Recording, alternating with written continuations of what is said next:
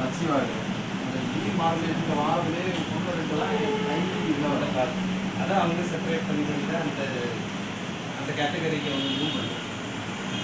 இப்போ நான் வாங்கிட்டு வந்தேன் அன்னைக்கு தான் அதை எடுத்துட்டேன்.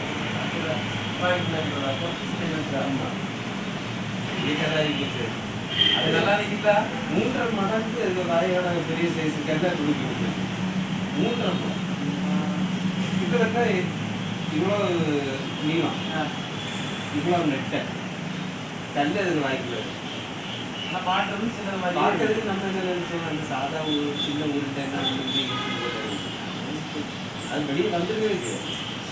நான் எடுக்கிறேன் அம்மா பிடிச்சிட்டு வந்துட்டேன்.